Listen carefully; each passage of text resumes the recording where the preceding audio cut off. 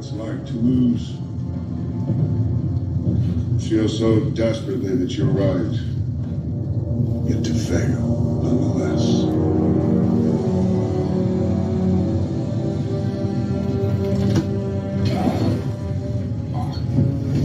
It's frightening. Turns the legs to jelly. I ask you, to what end? Dread it? Run from it? Destiny arrives all the same. And now it's here. Or should I say... The champ is here! The champ is here! The champ is here! The champ is here! The champ is here! The champ is here! The champ is here! The champ is here! The champ is here! The champ is here! The champ is here! The champ is here! The champ is here!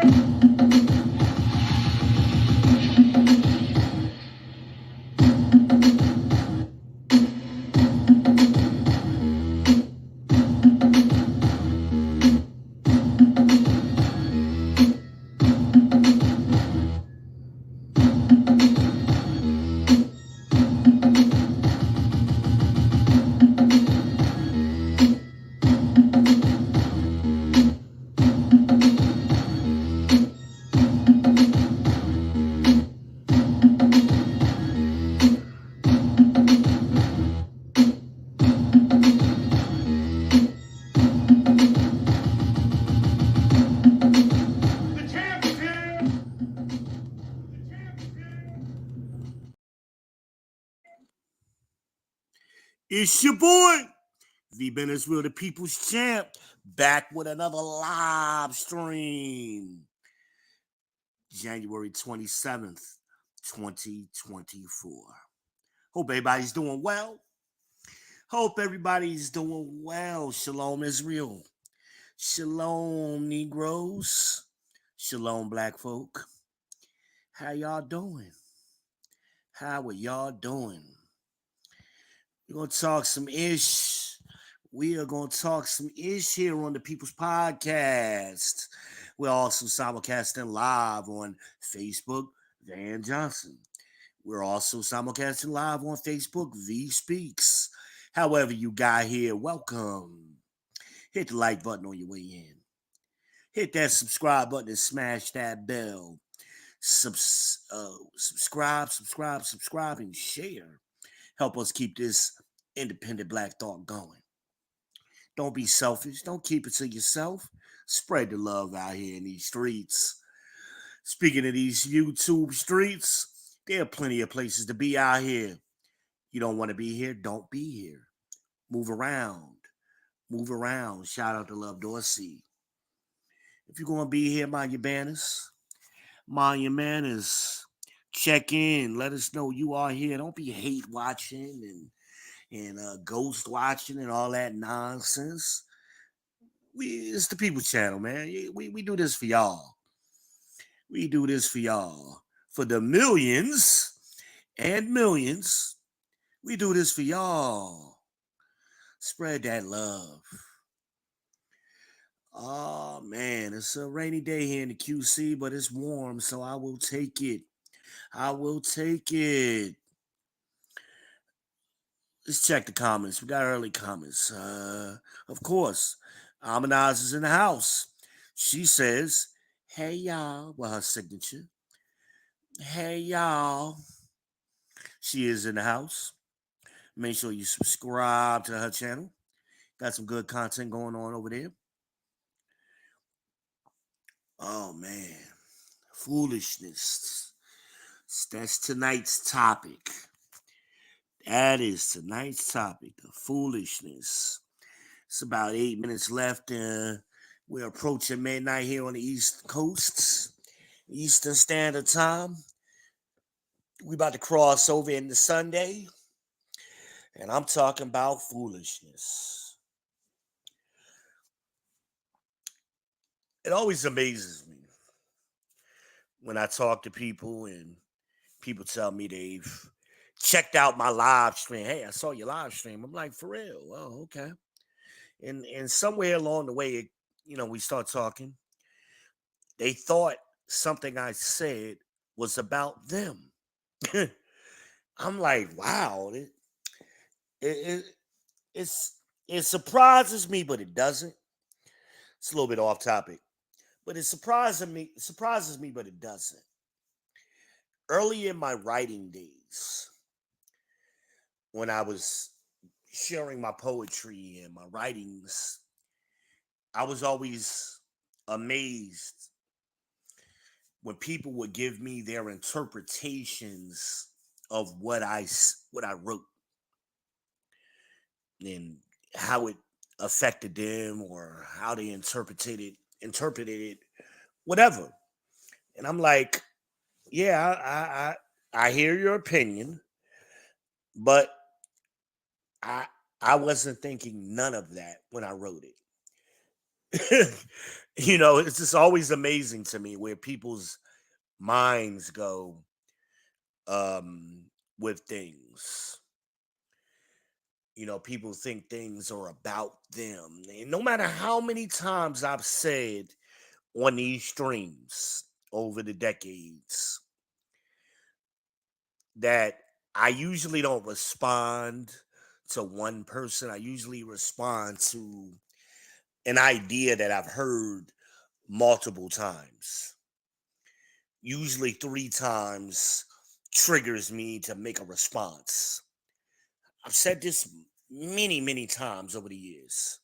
So for people to ignore that and think, oh, I thought you was talking about me. I'm like, why? Why? Especially people I haven't talked to in a while. Like I haven't talked to you in a couple of years.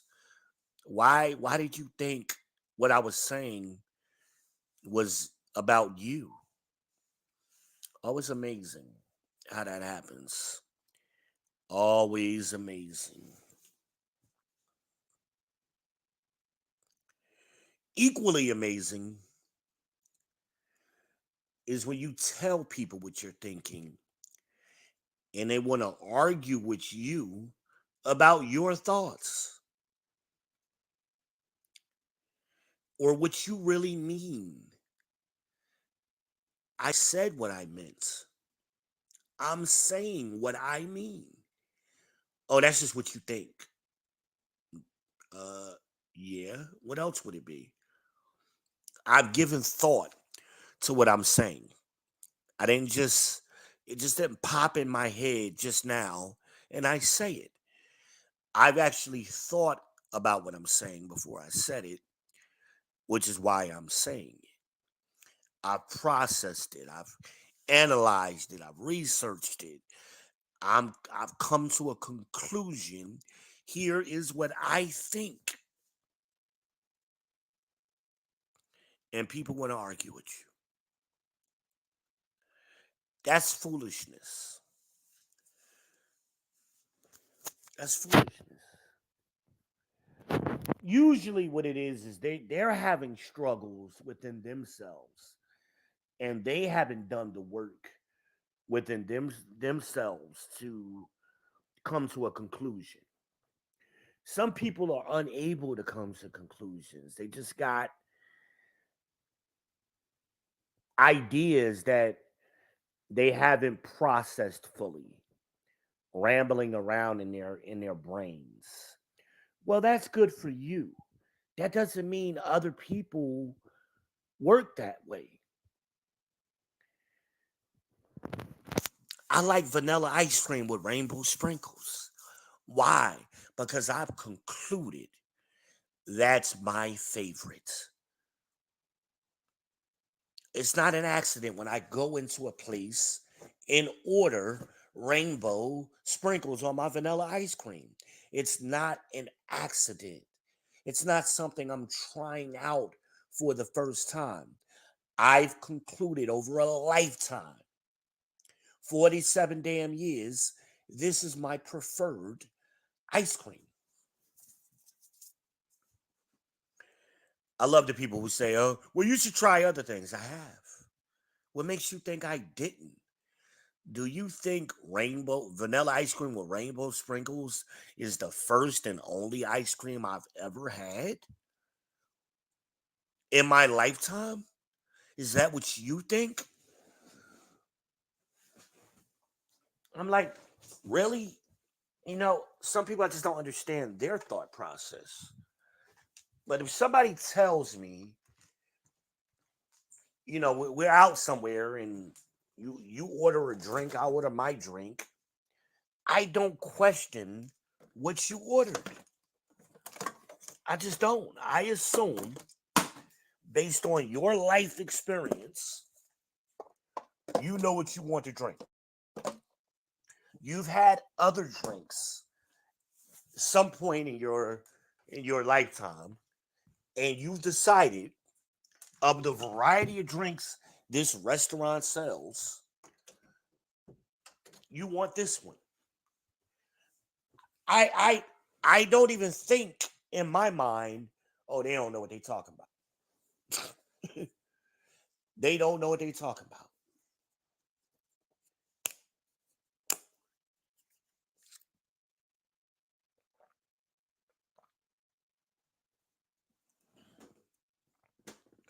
The arrogance that some people have to to question what you say you like and you prefer. Unbelievable to me. It's unbelievable. Excuse me 1 second, y'all.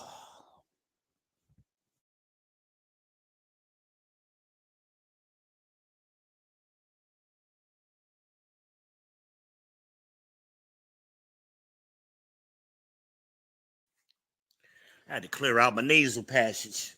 Sorry. Didn't want y'all to hear that. But yeah, it's unbelievable to me.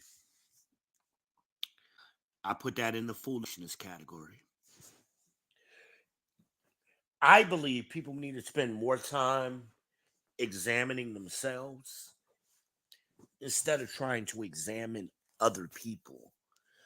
I love you, why people. Why, all the time. Why, but why, but why, but why?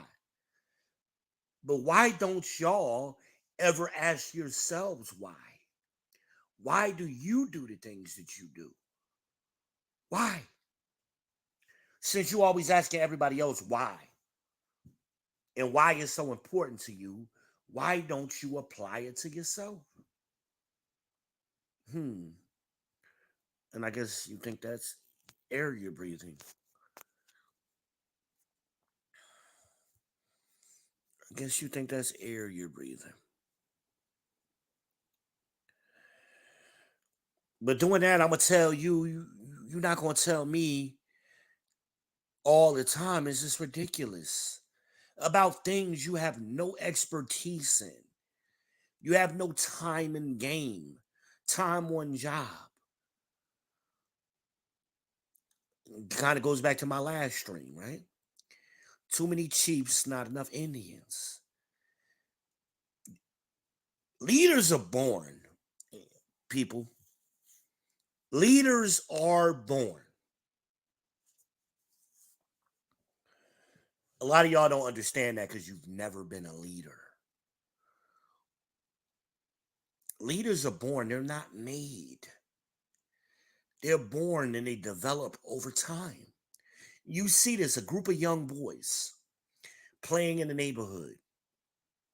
One of them naturally is the leader. He may not be the biggest, the strongest, the fastest, the tallest, but something about him, he has that leadership quality in him. He is naturally and organically the leader. And he always will be. As you watch those boys grow up, he's still the leader. The other boys tend to defer to him.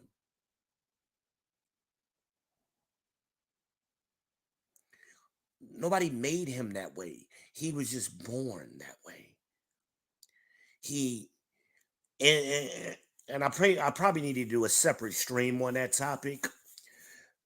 Some men are better. They're just born better. It's something in them that's better than the other ones. They're above average. They think faster. They process information better. Something about them. It can't be trained. It can't be taught. It can't be replicated. It is what it is. You see this with fathers and sons. You'll take a man who is a great man and he has a son, and his son is nothing like him. The son is nothing like the father. Even though he grew up around the father, he had the benefit of learning from the father all his life. It's just something about him. He ain't his dad. Michael Jordan's sons never became Michael Jordan. They weren't that dude. I'm sorry. Am I lying? Marcus and Jeffrey, right? What are them boys' names? The men? They weren't their dad. We'll see it with LeBron and his sons. They may be turn out to be decent basketball players.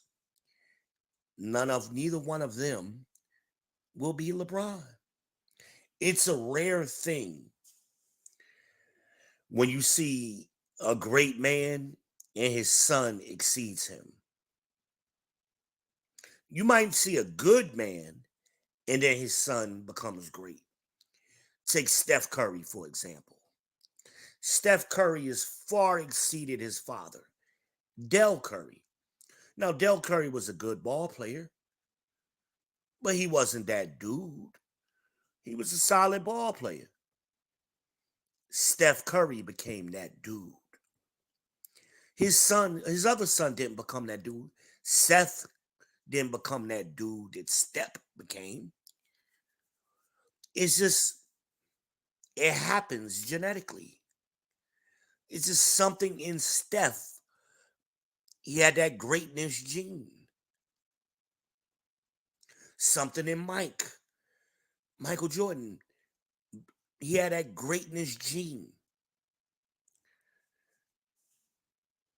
Michael Jackson. All of his brothers could sing, but they weren't that dude like Mike was.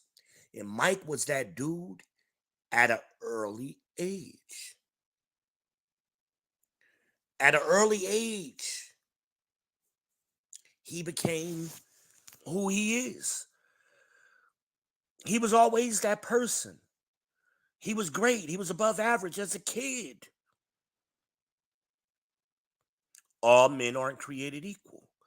And it's foolishness when these underperforming men say, well, I'm a man just like he is.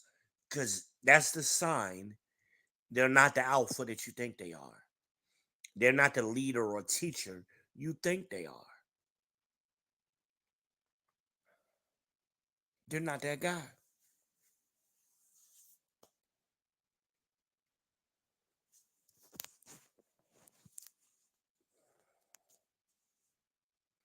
Well, am I wrong? Or am I wrong?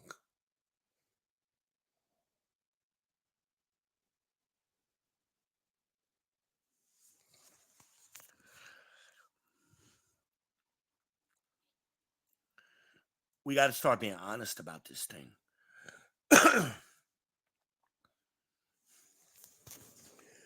We got to start being honest about it. What great man? His son was equally great. Not even better, just equal to his dad. What great man? I'll wait. Pretty much all of these great men that we know, they had sons. Which one of them had a son who was just as great as his dad? Or did the son come up short? Hmm. I'll wait. I will wait. Think about it. Think about it.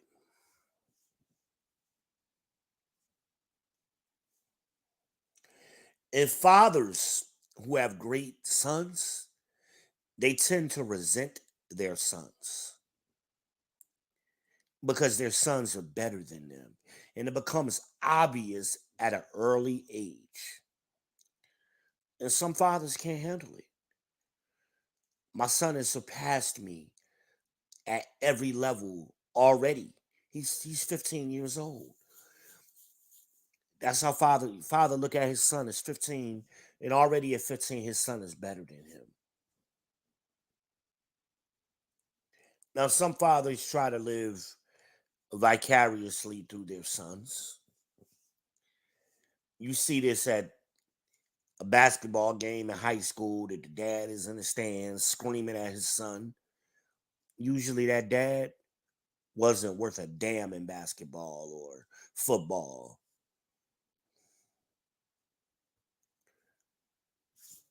Right?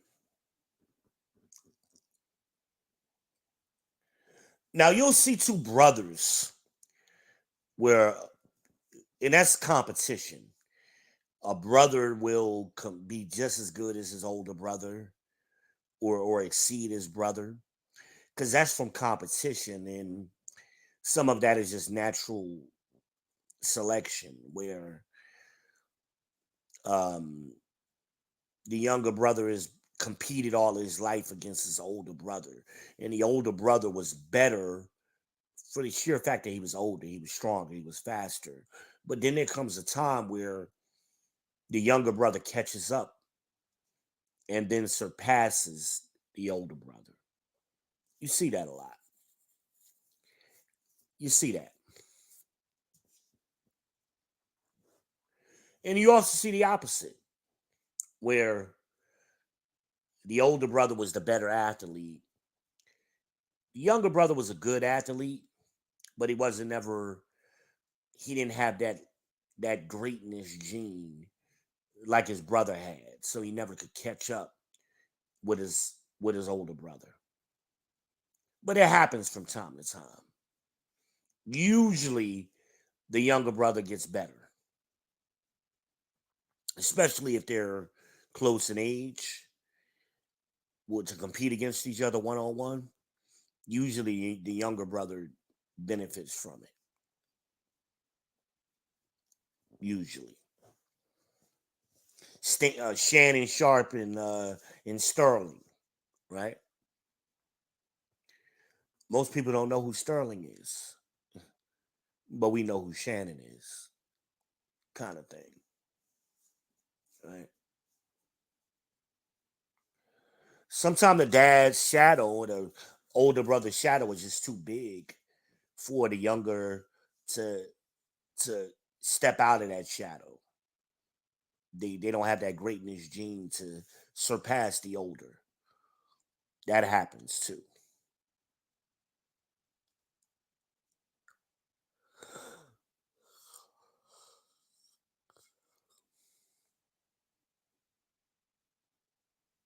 But there's lots of examples of it.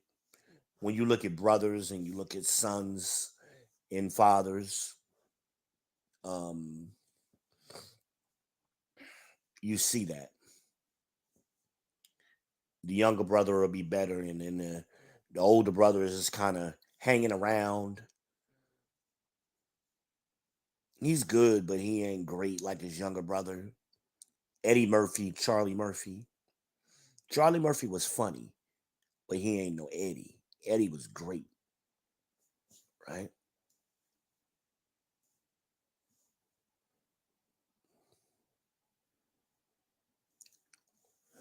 It's interesting how that works out, but you see it when you look at it, and there's no way to predict it because it's a genetic thing. I think there's, as we learn more about the human condition and technology.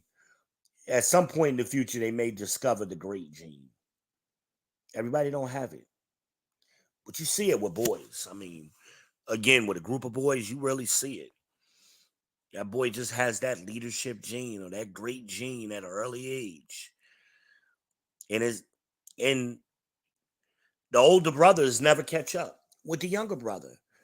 Now, at no point, look at the Jackson 5, at no point that any of Michael's brothers ever exceed him.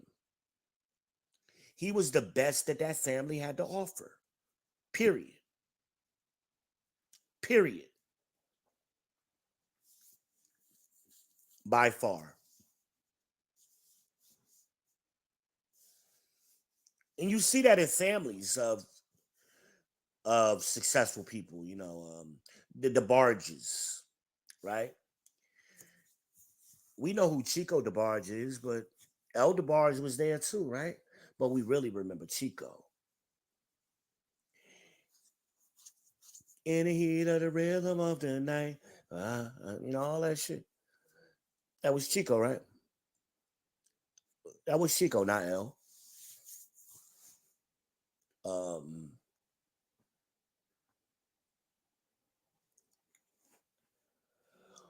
You see families of actors. There's always one.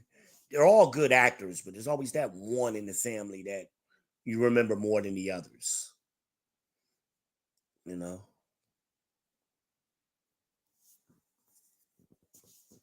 When it's a family of them. We know Cuba Gooding Jr., but nobody know his brother name. They look just alike. How come we don't know the brother name? He was in Baby Boy. He was in Baby Boy, right? Why don't we know his name? We know everybody else's name that was in Baby Boy. Except Cuba Gooding Jr. brother. That's all. That's how we identify him. Oh, that's Cuba brother.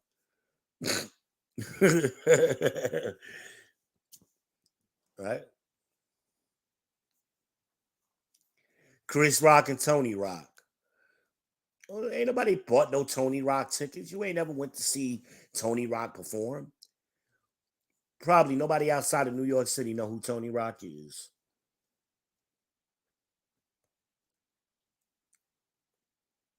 Oh, that was El DeBarge. In the heat of the rhythm of the night. That was El. But that's my point. That's my point. We know you got the face in your memory. You don't remember. There was a whole family of them motherfuckers. What's the rest of their names?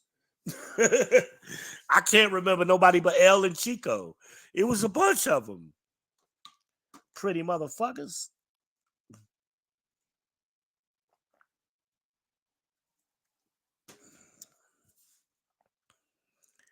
And where the hell are you, by the way? Omar Gooden. You're right. You happen to know this trivia. I don't know why you know this. Don't nobody know. Didn't nobody know that damn man name was Omar but you? Omar Gooden is Cuba Gooding Jr.'s brother. You're right. And I'm a movie guy, and I forget that man name all the time. Denzel Washington's son is a good fucking actor. He is actually pretty damn good. But he ain't never gonna be better than his dad. He ain't gonna pass Denzel. What the hell is Denzel's son name? I could think of his movies, but I can't think of his name.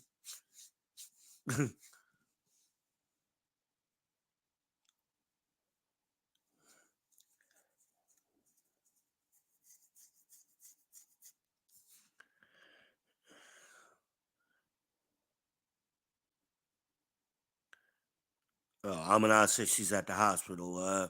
Everybody send out a prayer for Aminaz's grandfather. She's in the hospital taking care of him. That's why she's not on live right now. So, but obviously, she's still thinking about us here on the People's Channel and thinking about the people. That's why she's tuned into the most electrifying podcast on YouTube, the People's Podcast. And I am the People's Channel.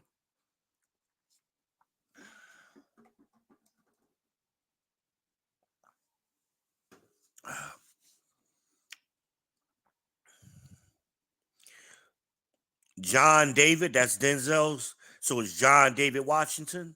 That's his name. And I like him. I've seen a couple of his movies. He's actually a good actor. He reminds you of Denzel. If you're paying attention um in his communication style. He's good. He's never gonna be Denzel.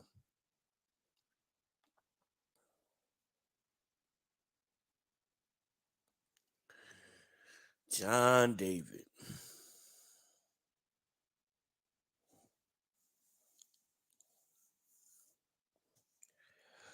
Yeah.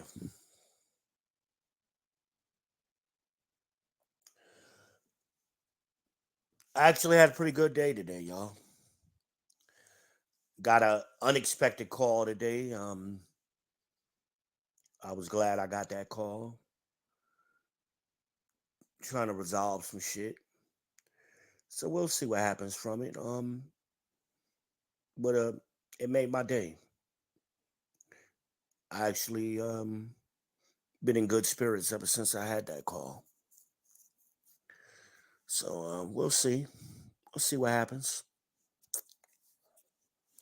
We will see what happens.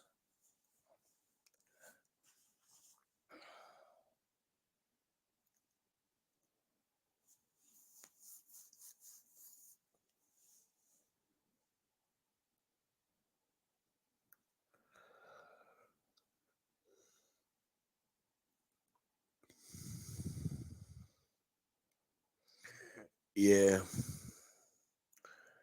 Foolishness, man. I just see it all over the place. And I'm wondering when my people, as my grandfather would say, my people, when are my people gonna stop embracing foolishness?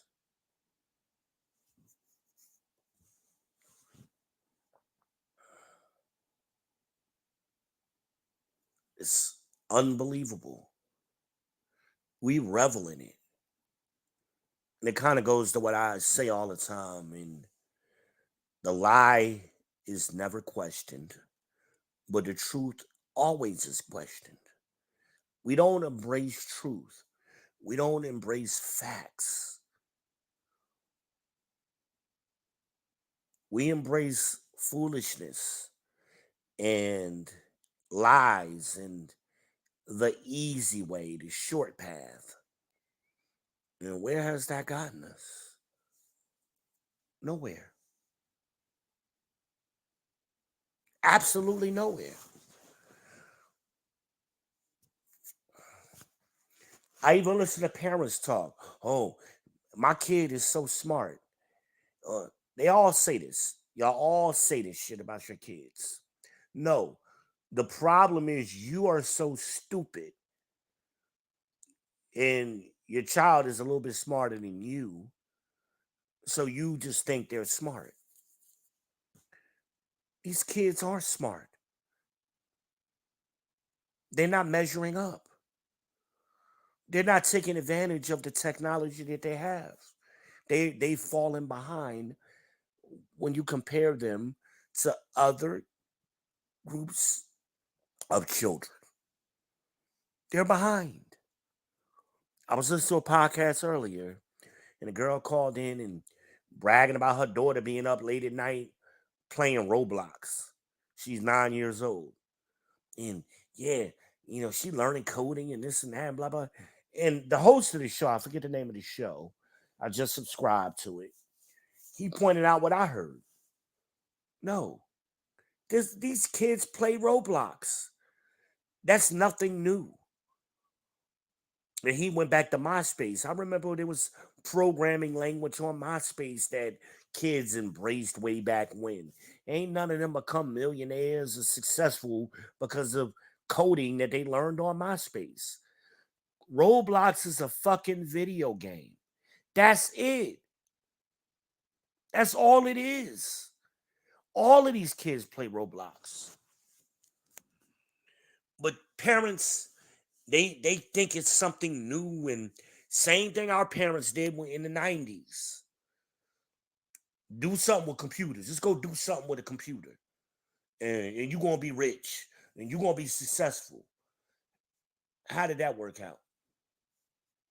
How did that fucking work out?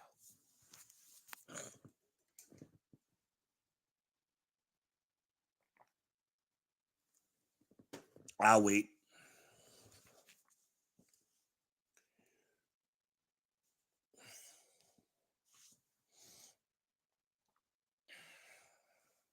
It's a video game.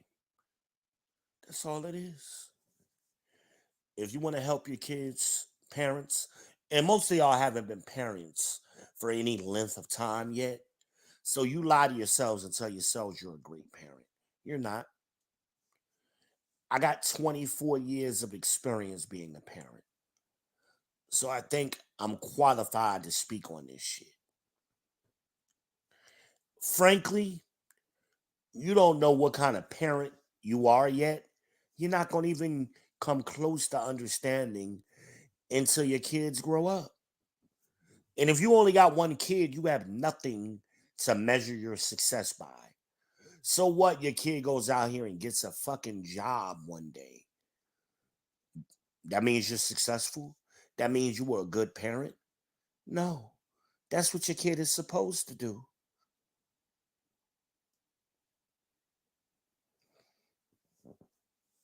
Now, if you got 4 kids and 3 of them become professionals, a lawyer, a doctor, an engineer, I would say you're a hell of a parent. 3 out of 4, you got a 75% success rate with your kids, you're a hell of a parent. If you got 4 kids and only one of them is a success, that means you only have a 25% success rate. You got lucky with that one. The rest of them are just regular citizens. You really don't know what your parenting is going to be until they all grow up. I got 4 kids. I'm not going to know, I would say at least for another 10 years, the effects of my parenting. I see it with my 2 oldest children. One is doing better than the other one. They both grew up in the same house, my house. And it's like I look at one of them and I'm like, what the fuck? Were you even there? Were you even paying attention? And then I looked at the other one who's not doing astronomically well, but figuring out the path, making their way.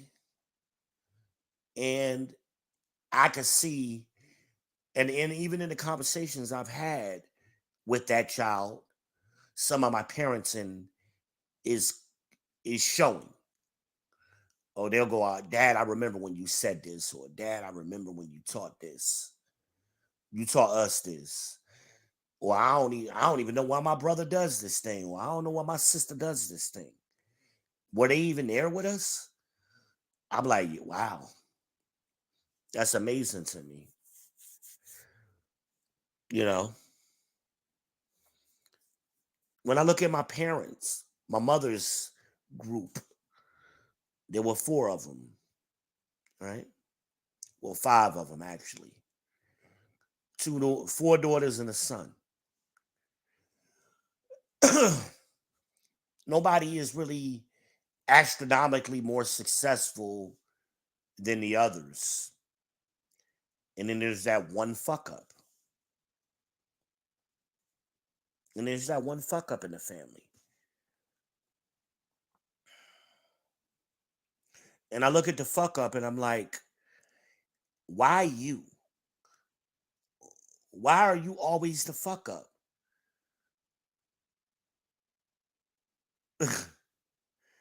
And again, that goes back to genetics. Some people are born with a certain gene, and some people aren't. So if there's a great gene, there's a fuck up gene too. And it just happens. Some people are just fuck ups.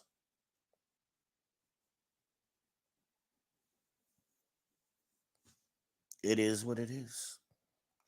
And you have to come to terms with that as a parent, especially of a parent of multiple children.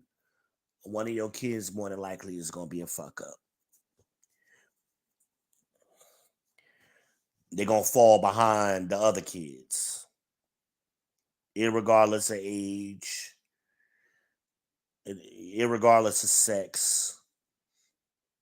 They just predisposition to fuck up and not listen, or they're gonna do things their way differently, and their way is always gonna be differently, way out, way out of whack. Some people could do things their way and they be a success at it. Some people do things their way and they just a fuck up, and they never get that. They never get it. It's me that's fucking up because I'm doing things differently in my own mind than everybody else is. Even though obviously I wasn't taught this shit, somewhere along the way I picked it up. Mm. Yeah, it's funny. It is funny. Foolishness. Maybe we should call it that. The great gene and the foolishness gene. I don't know. I need to do some research and see if anybody studying the biology, the genetic strand or whatever it may be called, for the fuck up gene. I think they should do that. Put a bunch of fuck ups. Let's send their asses to the government. Put their asses in a room and let some scientists study their genetic code. What is it about that group of people that they all fuck up and they all think they smart? They always think they smart. They all have that in common. That shit is fascinating. My father was like that. I had an uncle like that. In their mind, they were geniuses. Just fucked up all of their lives. Basic shit. I mean, they couldn't do regular shit like keep a job. You so smart, but you can't work a regular job for any length of time, 10 years or more. You know how easy it was to work a job for 10 years in the 80s? That was like the standard.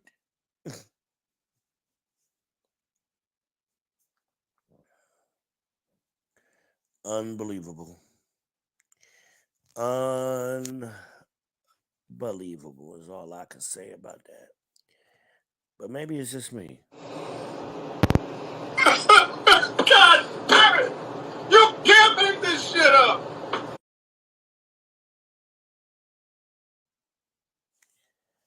Shout out to the Godfather. Shout out to the Godfather. Rest in peace. No, nobody has ever said that better than he has. You can't make this shit up.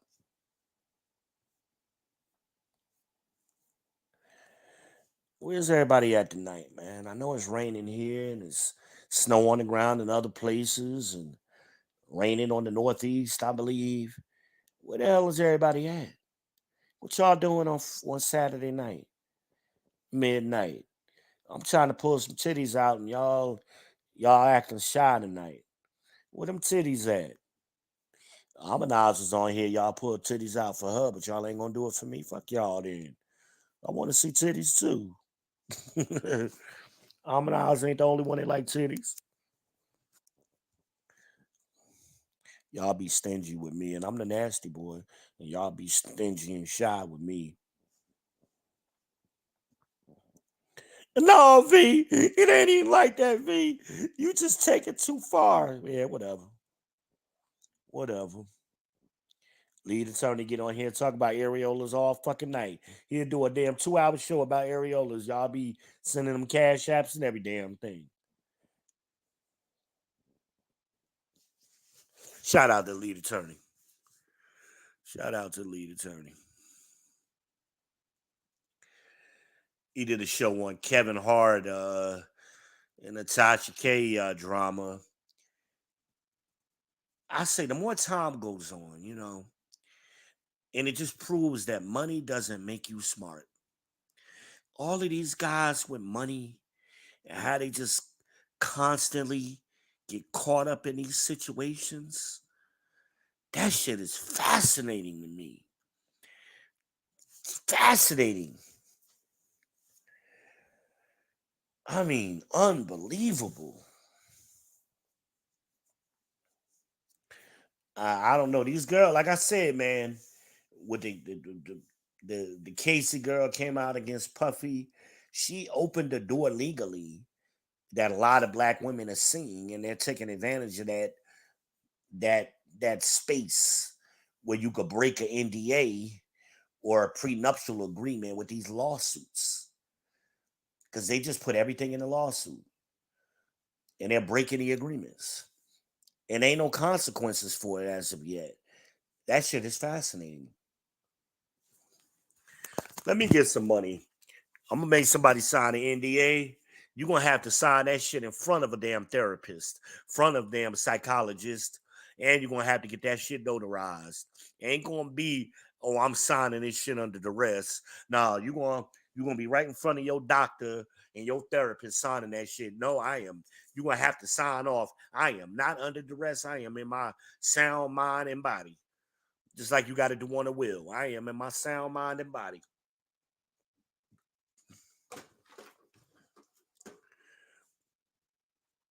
I'm like, man, this shit is crazy. Kevin Hart is, and he's next. Then Goldberg used to ask that shit, who's next? Kevin Hart is next. Unbelievable. Unbelievable. All these dudes get money and they be reckless, man. They be reckless. A lot of what they do is reckless. I ain't saying the women ain't doing fucked up shit. I'm just saying they know who to target. They know who to fucking target. I'll be damned if I go down for some damn assault. Somebody getting the fucking shit smacked out of them on camera. That's gonna be the way I go down with assault. They're gonna be like, yeah, that nigga V did that shit. They go to the damn video. He smacked the dog shit out of her. That shit, that's what's gonna happen. Let me get charged with assault. Yeah, he beat her ass, all right. He beat the dog shit out of her. That's what y'all gonna be talking about. Why V ain't even have to do it like that. He ain't even have to hit it that hard. I'm gonna be that dude. We ain't seen that yet. We ain't seen that yet. There's so many people claiming assault. We ain't seen no abuse pictures. What happened with Jonathan Majors? The bitch finger was hurt. The fuck out of here. The fuck out of here. Her finger was hurt. Shit. The way that nigga was running down the damn street in Manhattan, she should have had more than her finger hurt. I'm gonna get my money's worth. You want to take me to court and sue me? I'm getting my money's worth out of you. I assure you of that. Matter of fact, I'll probably go ahead and smack the shit out of your ass in court too. Walk right up to the defense table like, hey, Your Honor, if y'all gonna go ahead and charge me, let me go ahead and get my money's worth. Bow! Fuck, I'm gonna do. And y'all think I'm just talking shit right now? I mean that shit. I smack a bitch and leave a weave crooked. Y'all better acting like y'all know who y'all talking to. And I'm not a violent man, but I'm just saying I can get violent. Violence is not my go-to. But believe me, when it's time to go there, I go there real quick. I violate all your personal space, bitch. I'm that cousin always on punishment. I'm not the nigga you can play with. I remember I was in court one time, and my ex-wife was telling the story of I had pulled her hair out. And I guess she thought I was going to lie and deny it. Fuck no. I stood up in court and said, you goddamn right I did that shit. And I told why. She walked in my house at 4 or 5 o'clock in the morning, talking about she had just left another nigga house and was making all this noise, and my kids was asleep in the next room, and my sisters was sleeping in the other room, and my mom and my stepfather was in another room. She was waking up the whole house. You're goddamn right. She gonna slam the door in my face and go in the bathroom like she was Billy Badass. I tried to rip that damn door down, put a big ass hole in the door and stepped through it, drug her ass out of that bathroom by her hair, through the hole, down the damn steps to my front door and threw her ass out my house. You goddamn right I did that shit. And what? Who in this court with this says I'm wrong for doing it? I'll wait. Nobody. The judge didn't even say I was wrong. But she tried to play the victim like she didn't instigate the whole shit. You damn right I did that shit. And I've told that same story over and over and over again over the years. Am I proud of it? No. I'm just telling you what happened. You push people to a point and then they snap on you. It is what you get what you asked for. Because somebody asked me, a woman asked me that way, were you proud of that? You telling the story like you proud of it. No, not at all. I'm just telling you, if you fuck with me and you go beyond a certain point, here is what's going to happen. That's what I'm saying. Was I happy? Was I? No, fuck no. Because that's what happens when you snap and you black the fuck out. Consequences and logic and all of that kind of stuff goes out the door. I didn't give a shit. I didn't give a shit. That was, what year was that? I think that was 2006 when that happened. Somewhere around there, 06, 07. Wow. I had enough at that point. That's all it was. You reach your breaking point. Now, any rational person can understand sometimes a person can push you past your breaking point. And I got pushed past my breaking point. It is what it is.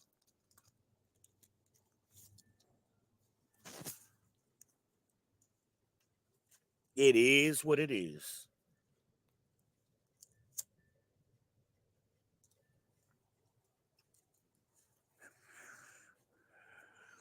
I'm not happy about that. I wish the shit never happened. I wish a lot of things didn't happen in my marriage that did. Like, to me, that's a foolish thing to say.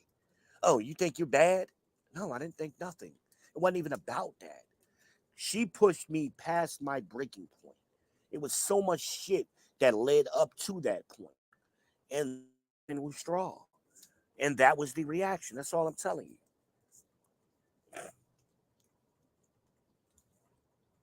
Now, at the same time, like I told that woman who was questioning me, if I didn't tell this story, you would be trying to play me for a punk. Oh, you let her get away with that?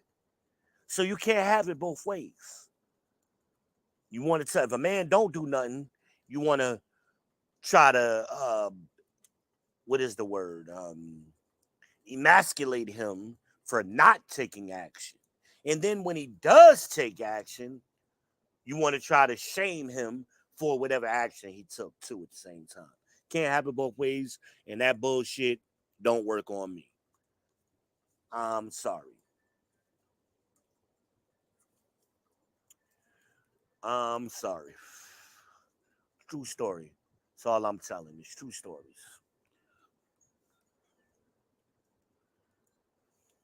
See, I'm a true feminist. I believe in equality. I believe in equal rights and equal lefts. That's what I believe in. So you can't run around playing Billy Badass and trying to punk a motherfucker, and the motherfucker has enough of it, and they react to your shit. You get your ass whooped, and now you want to be the victim. No, we're not playing that game. Absolutely not. I remember we was out here, me and Almanazes, a couple years ago. Our neighbor, they died. The old people died across the street in the house, and the young people was taking over the house, and they was throwing uh parties every fucking night, it seemed like, and it was just getting crazy. And they was parking all across our front yard, and and I said to the girl politely, hey, you're blocking my driveway. They was blocking the driveway where she couldn't even get out and go to work. She wasn't working from home. She was actually going to work around that time. And the girl snapped off and wanted to play Billy Badass. And Amanaz got in, oh, bitch, do I need to come all the way outside? Is that what you want me to do? Like, she thought she was going to punk Amanaz. And I'm, no, oh, you want me to come all the way outside?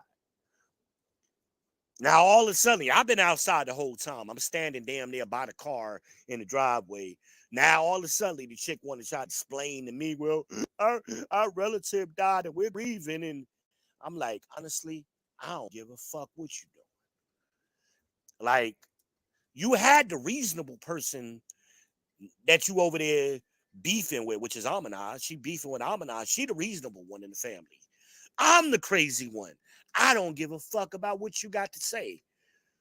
Because if your car is in my way and I got to go, I'm going to ram your car. That's what I'm telling the chick.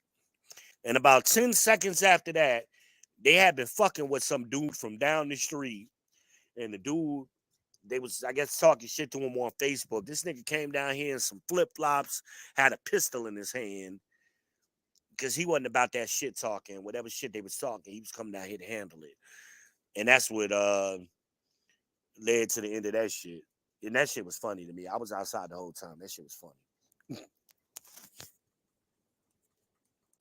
That I know that story don't really make a lot of sense, but that's exactly what happened. That shit was funny to me. But people always want to play tough until the consequences come out, is my point. Until the consequences come out. Everybody's a tough guy. Everybody's a tough guy. Wow, that was about 3 years ago now that I think about it. I mean, it was partying the damn people had been dead for about 3 months. And they throwing parties every fucking night. I mean, I wish it was like daylight so I could show you ain't no cars on the street. But back then, it was just, our street was full of cars. Looked like a damn parking lot.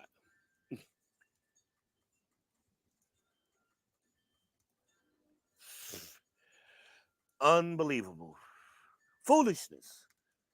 We love foolishness. I'm different. I like peace. I like normal shit. I like people to behave normally. And I don't know where along the way in our so-called demographic where foolishness became this standard that people gravitate towards.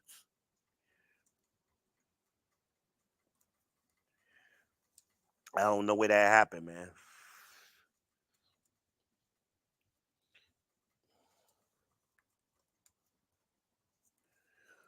But it's the world we living in today. That is the world we're living in.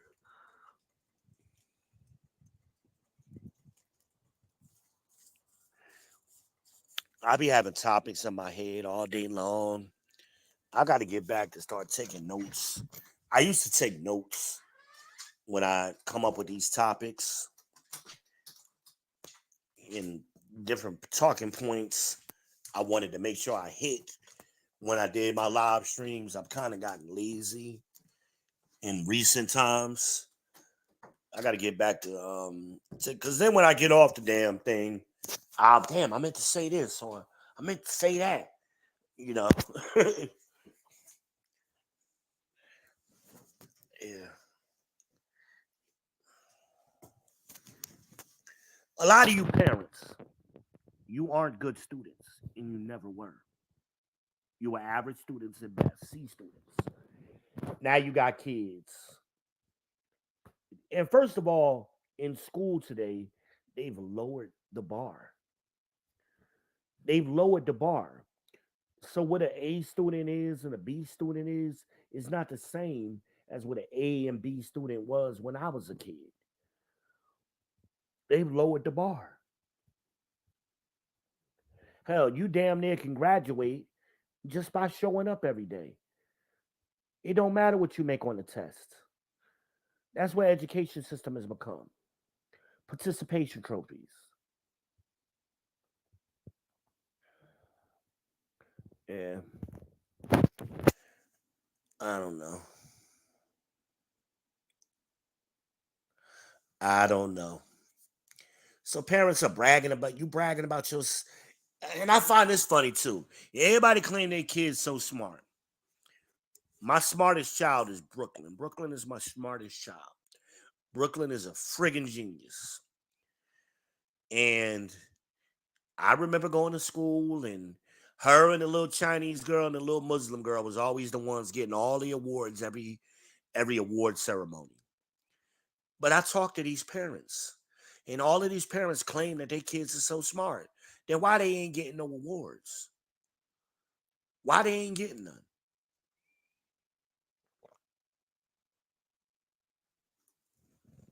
And they've made up awards in recent years. Kids get awards for being able to read on grade level. They didn't do that when we was in school. You were just expected to be able to read. Nobody gave you an award for doing what you were supposed to do.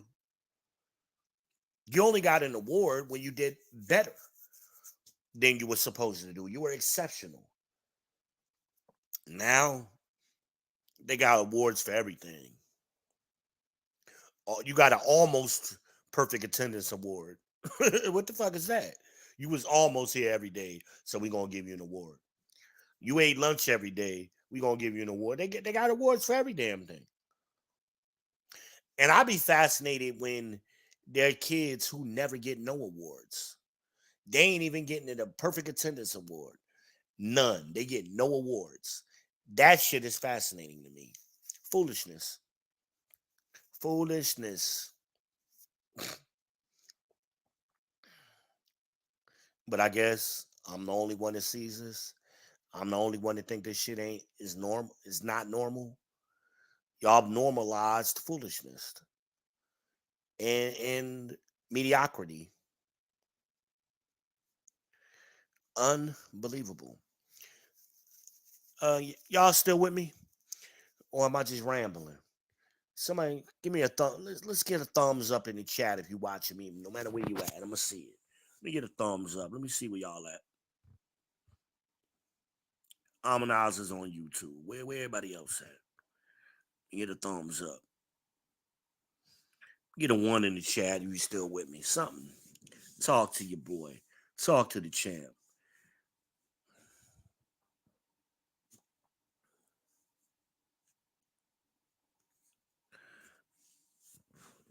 I'm waiting. I'm gonna drink me some tea while I'm waiting.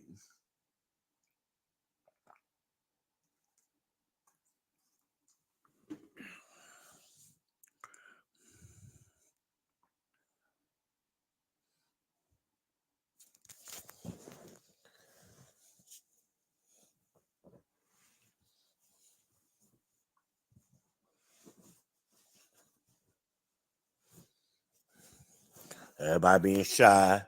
People ghost watching, hate watching. So even though I see the viewers, y'all don't want to identify yourselves. Okay. I thought we was past that. Uh-oh. Amanaz put her thumbs up. She's still on YouTube. But she ain't the only one that's watching. So where the other thumbs up at? Where the rest of them at? Ghost watches, hate watches. People don't want to participate. People don't want to say present or here. Where's AA Ron at? AA Ron, you better be dead or in a coma. AA Ron.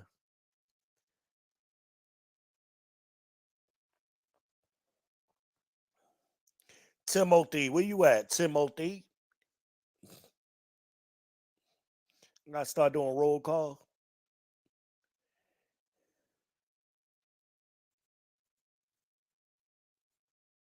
Where D Nice at?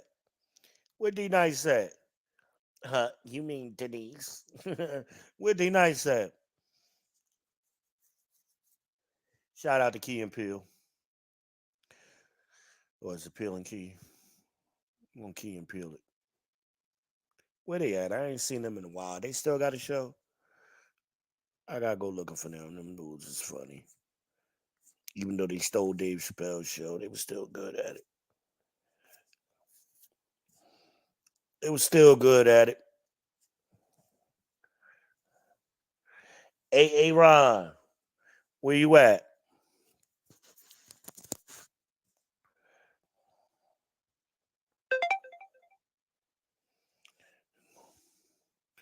Come on, y'all, talk to me.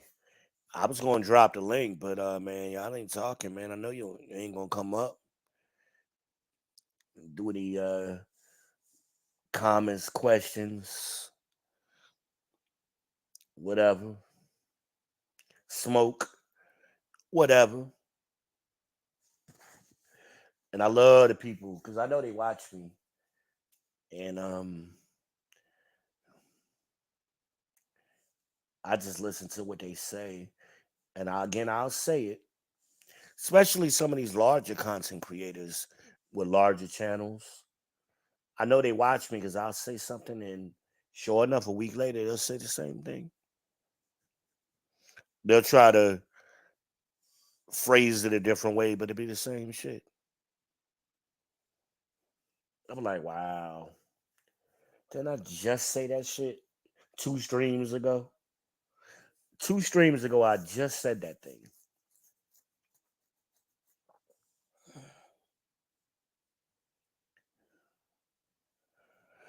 Pocket Watching with JT did a show on multi-level marketing recently. It was a good show. I did that show 3 years ago. Or more. It might have been more than 3 years ago. I did that same show.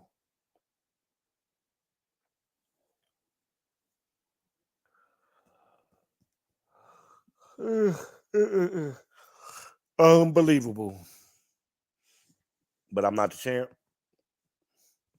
How I'm doing shows 3 years ahead of your favorite content creator.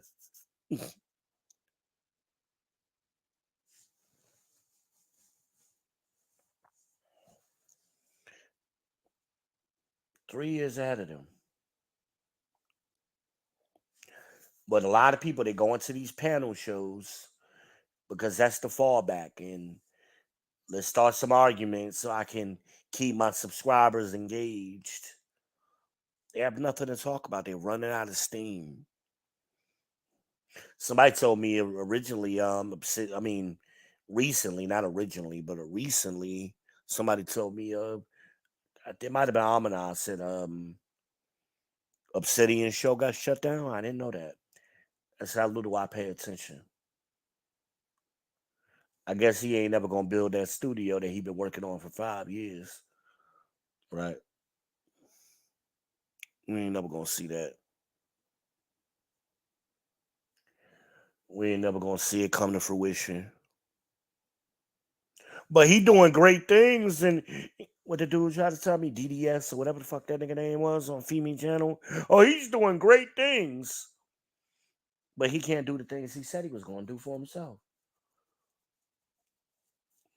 Mm.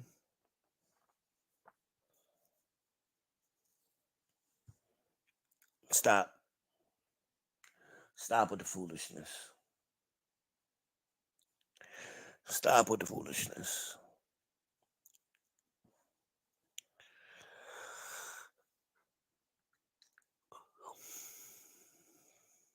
Yeah. See, when I run out of stuff, I just end the stream. I just like, all right, y'all, I'm done. That's how I end it. Um, I'm getting to that point, man. I'm getting to that point. See, I like engagement. I like I do this for the people. I do this for y'all to give y'all I say the things that y'all can't say. So when y'all ain't interactive with me, and these Havies, I mean, they're getting boring. Like I said, I went through those the other day. The ED one, and I had 2 or 3 of the EDs. That was funny to me. Never got a response back from any of them when I asked the question, "What are you doing? What are you doing to compensate for that?" They make it seem like ED is just going around like the flu or some shit. ED is COVID now. I mean, what are we talking about?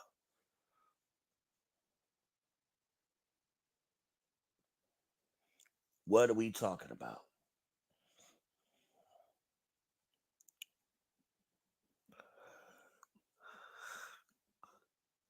But that's all I really got, man. It's a little bit about foolishness. I'm sure this will be a reoccurring pattern where I don't know a better word. It's just, and I love these pseudo intellectuals to get on these panels and they try to use the Michael Dyson talking points, the Dyson words, or the Stephen A. Smith. I learned a new dictionary word today to make themselves seem more intelligent. If you go back in history and look at the great speakers, the James Baldwins, the Malcolm X's, the Dr. Martin Luther King Jr.'s, they all had something in common. When they spoke, and they spoke very articulate, they always used layman words. And I can't remember which one of them spoke on that topic, why they spoke in layman's words, but they were clarifying it because they believed that an effective communicator speaks in a way that everybody can understand. It might have been James Baldwin who said that. Can't remember. But so when y'all jump on here and use fancy words and exaggerated language, you're not making yourself look smart. You're making yourself look stupid.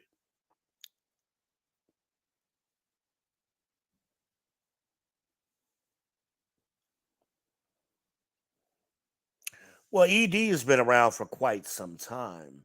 That's not what I'm saying. What I'm saying, all of a sudden, it's becoming a talking point. And I'm seeing older black women are using, I thought I did a whole stream on this, but older black women, this is a trope that they're throwing out there. And usually it's a sign of their sexual performance, not the man's. They're not getting the man aroused because they're fucking boring and they're just an erection killer. Because it's an easy thing to prove. But erectile dysfunction usually is indicative of something else, some kind of medical issue that may have led to that, or that may be causing that, and it can be treated. So, for the young lady who asked me, well, what is the solution for it? If the man was actually diagnosed by a medical professional with ED, they would have gave him a treatment for it. She wouldn't have to ask me. So it's a cop out, is what it is.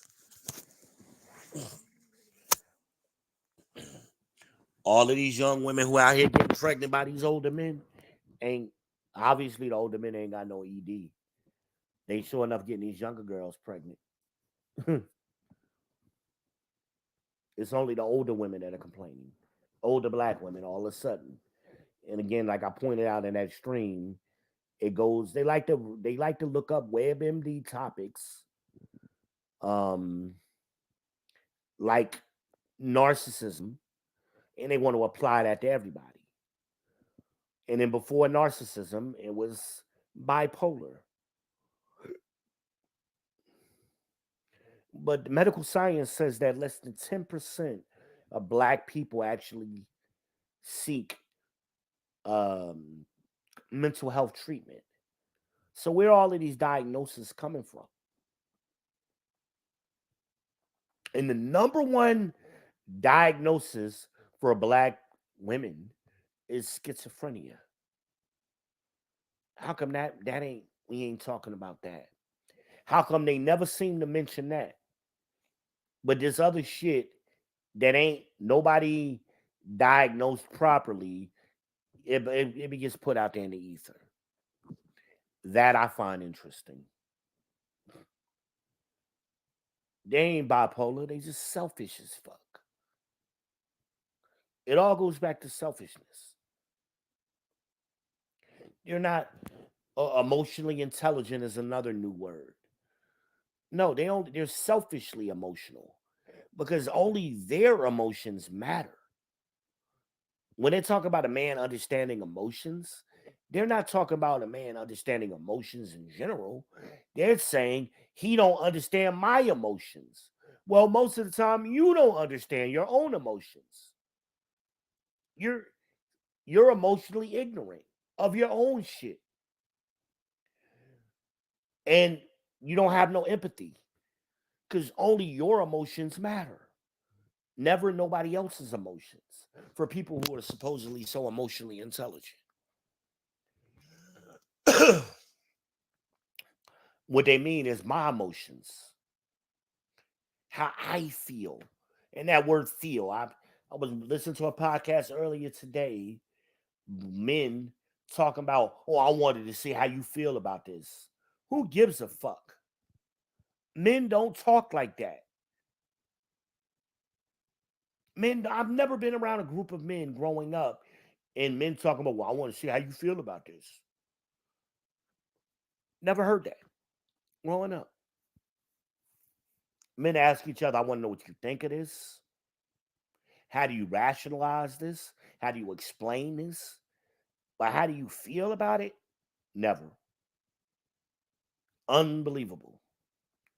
Unfucking believable. Can't make this shit up.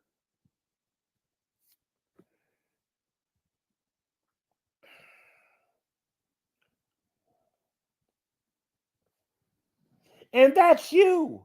I got to get that clip from Coach. And that's you.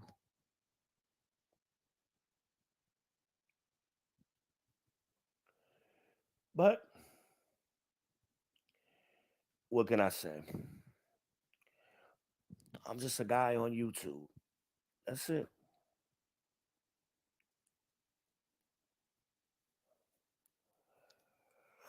That's it. Just a guy on YouTube.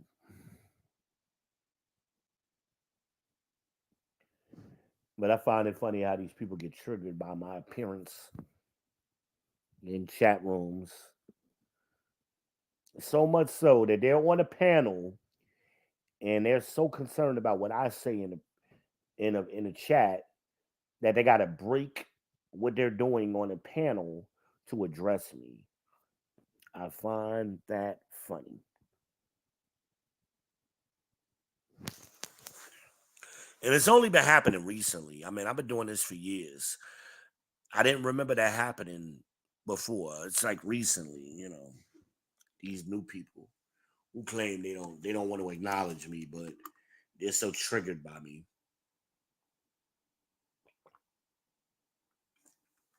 Uh, See, if I got smoke with somebody, I'll bring it right to your doorstep. That's how I handle it. I go right up in the damn lion's den. I have no problem with that.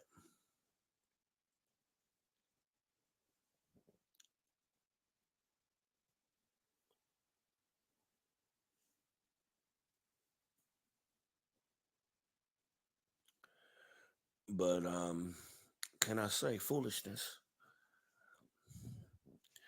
I've never had a problem explaining my thoughts, but these people they say things, and as soon as they get any kind of pushback, they fall apart. They just fall apart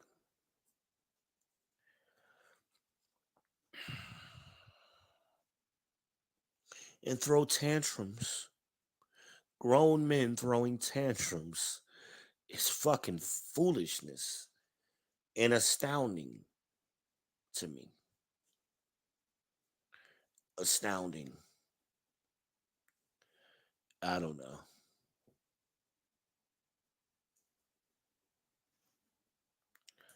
I don't know. My people, my people, my people. Shout out to my grandfather, Thomas Bowen,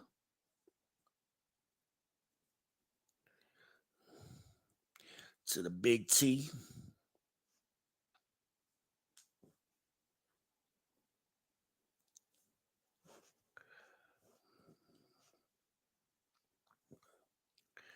Yeah. Anybody got any topics that I need to hit? I'm I'm open to a topic. Anybody got any topic? I'll give it a couple of minutes for y'all to type your thoughts in the chat. Give me a topic, somebody. Drop them Omegle bars for me. Give me that topic so I can go off the dome like Harry Mack, the freestyle god. Shout out to Harry Mack.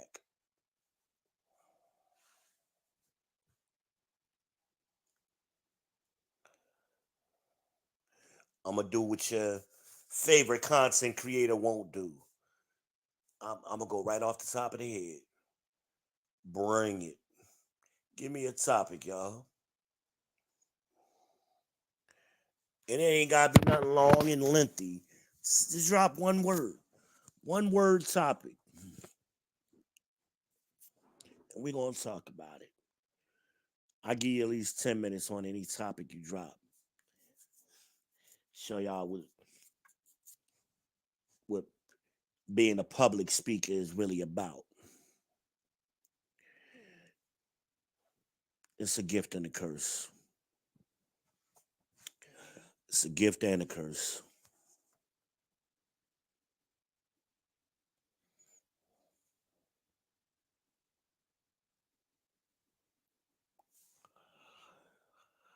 I'm waiting, y'all. Drop something in the chat for me. Let's go off the dome. Inspire my freestyle. Go inspire my freestyle. Test your boys' knowledge. And y'all better not give me some weird medical term I ain't never heard of.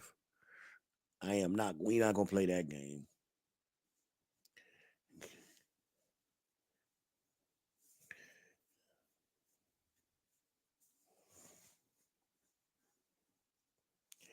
Why is love so hard? Somebody asked that one time recently. It's really not. Love isn't hard. It's easy to do the right thing. It's far easier to do the right thing than it is the wrong thing. It takes more muscles to frown than it does to smile. It's always easier to do the right thing.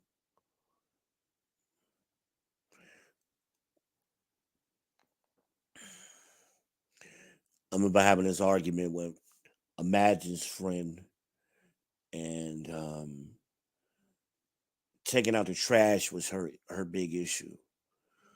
I just couldn't understand it. Just fucking do it. It gotta go out.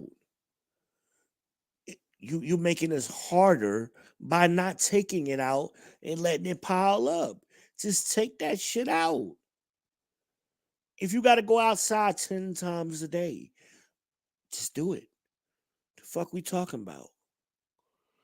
Talking about here? What we talking about here? Shout out to Smoke and Talk. What we talking about here? Top shelf. I love when he say that shit. What we talking about here? What we doing tonight? What we talking about? Let's take the fucking trash out.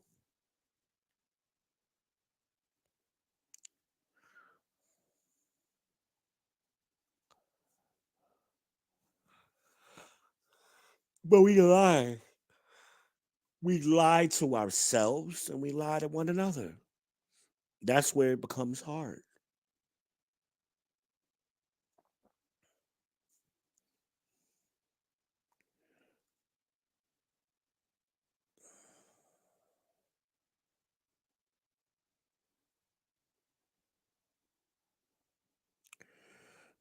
Amanaz says, someone said we find reasons to say no. Oh, yeah, I would agree with that. We do. We do find reasons to say no. Um, we used to talk about that in sales. And, people just looking for a reason. You got the car they want. It's the price they want. It's the color they want. Everything about this car says yes, but they're still trying to find a reason to say no. And as a salesman, your job is to overcome the no's or make sure there are more yeses than no's, which goes back to the Benjamin Franklin close. The Benjamin Franklin close is you take a sheet of paper, fold it in half. One half of the paper you write yes, the other side of the paper you write no's. And you list all of the yeses on why you should make a decision. And you list all of the no's. And this is how Ben Franklin would decide whether to move forward with something. If the yeses outweigh the no's, if there are more yeses than no's, he will go with it. If there are more no's, he wouldn't do it. So you do this when selling a car. You don't necessarily write a piece of paper, but you verbally do this with a person. So, Mr. Customer, this is the car you like. You like the car, right? Yeah. And you like the color. Yes. You want to get them saying yes. And the price is the right price, right? Yes. You can afford the monthly payments. Yes. You could see yourself benefiting from this car. Yes. So what don't you like about it?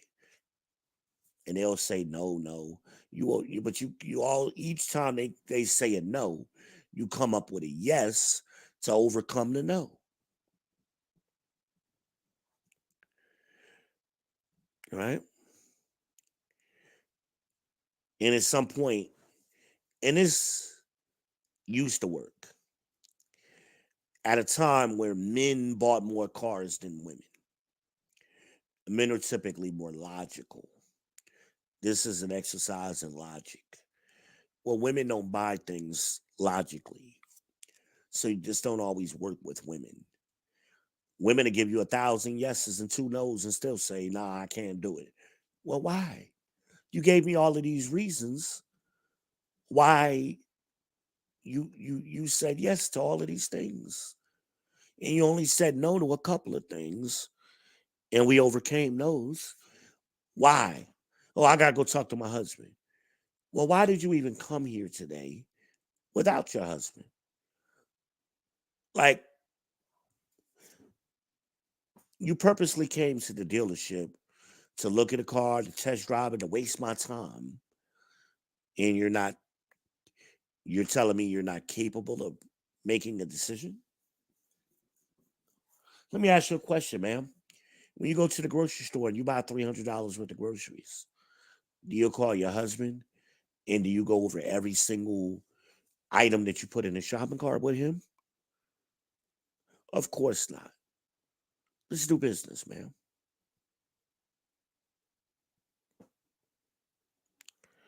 But people just know is a natural response, even though they want to say yes, but some kind of way no comes out.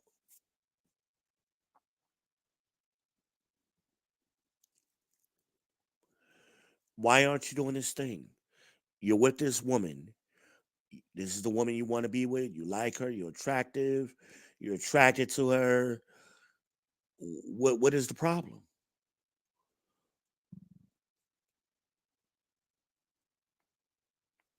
They can't tell you because their natural inclination is to say no for whatever dumb reason. Find reasons to say yes, and you'll realize that the no's don't matter. The yeses will far outweigh the no's most of the time.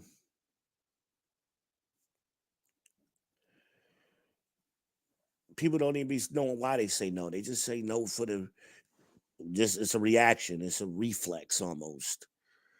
Why are you saying no? I don't know. But what if I'm right? What if this thing is good for you? What if I'm good for you?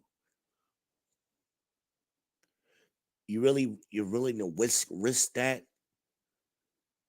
missing out on a good thing because you're just scared to say yes. And that's what a lot of time is, just fear. It's just fear. We all make mistakes. Ain't nobody perfect. Remember, Christians love that one. Ain't nobody perfect. So why are you trying to be perfect? If ain't nobody perfect, why are you scared to make a mistake? Just make the mistake and learn from it. Even if it becomes a mistake, I'd rather try something, make a mistake at it, and learn from it than not try at all. That's me personally. I have no fear of making a mistake. That's the way we learn. You learn from your mistakes, not your successes. But people are so scared to make mistakes. This is why they don't grow. This is why they don't learn, because they're always saying no. And what they're really saying is, I'm scared. That's what they're really saying. I am scared of whatever it is. I'm scared that you're going to be good for me. So I don't even want to try. I'd rather be in my misery and unhappy and miserable instead of trying to make it better. Because I can always complain, nobody loves me. Well, you got to be vulnerable to be loved. People are scared of that. People are scared to be vulnerable. And just so in case somebody's listening, yes, right now I am thinking about one person, and it ain't got nothing to do with me. It ain't got nothing to do with somebody I'm connected to. I'm thinking about on the outside looking in, that person is just scared. That's what I'm thinking about right now. They're scared to try.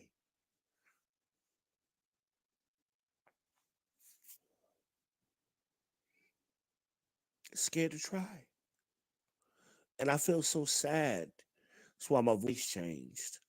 I feel sad for people like that who is scared to be vulnerable, who is scared to be wrong. Because sometimes being wrong is better for you. You may not think something is going to work out, but if you just try, it will work out. What's wrong with that? You win even though you lose. You win even though you lose. What's wrong with that scenario?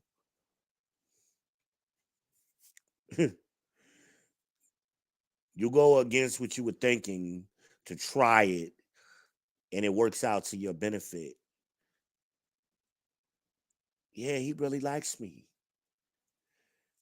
Yeah, I didn't think he did, but I gave it a shot anyway, and come to find out, this person really likes me. After all, this person is good for me. After all,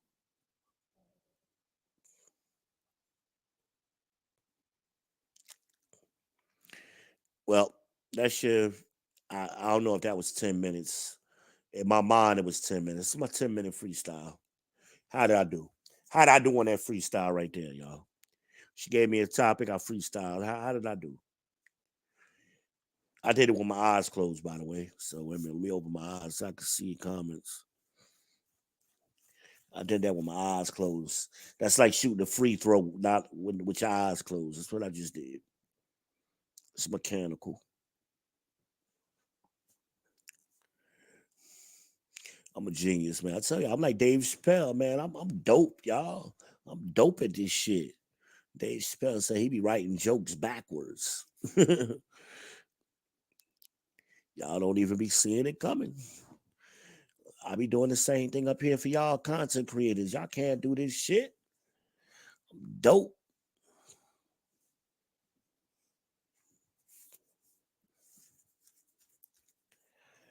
Oh man, I need to wash my hair. Head getting itchy.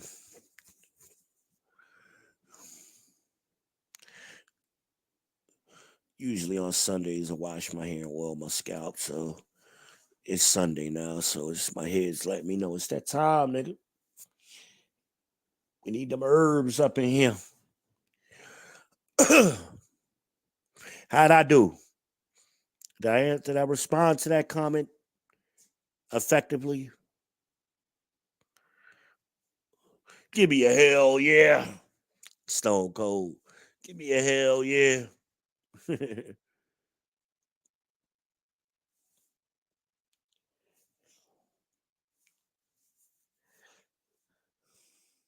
That's that V817.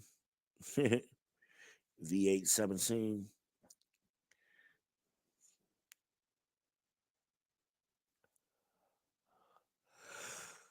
Oh man. I'm unprofessional. I've been yawning on here and shit. I'm unprofessional. I didn't say I was gonna be professional. I said I was gonna get the people's champ. That's the fuck I do. That's what I do on here. But I think I'm getting ready to wrap this up. If I ain't getting no more comments, well, we're gonna get ready to wrap this on up. Y'all on your way out, please make sure you like, subscribe. And when I say subscribe, I mean on YouTube. Subscribe. I see the metrics. I know it's a lot of y'all watching. Like I looked at the metrics on Facebook. I had 30 people watch that last post. And I only had 3 likes. What's that about? How hard is it to like? Hit the damn like button. 30 of y'all. It don't take that long. Especially on Facebook. You ain't even got to go nowhere. It's right there. Don't be lazy, man. Participate. Participate, man. That's all I got, man. That's all I got. Remember, you are now rocking with the best. People's Champ. This is the People's Podcast. I'm signing off. You're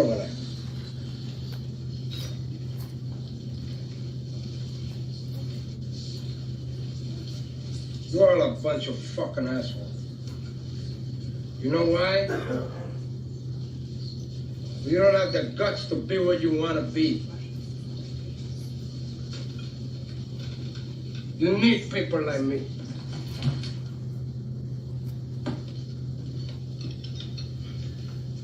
You need people like me so you can point your fucking fingers and say, that's the bad guy. So, what'll that make you?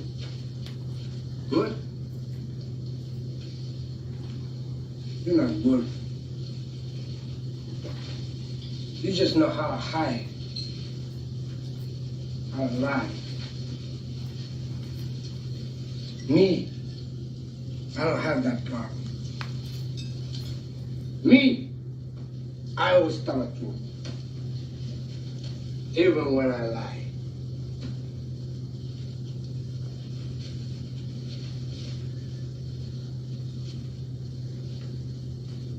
So say good night to the bad guy.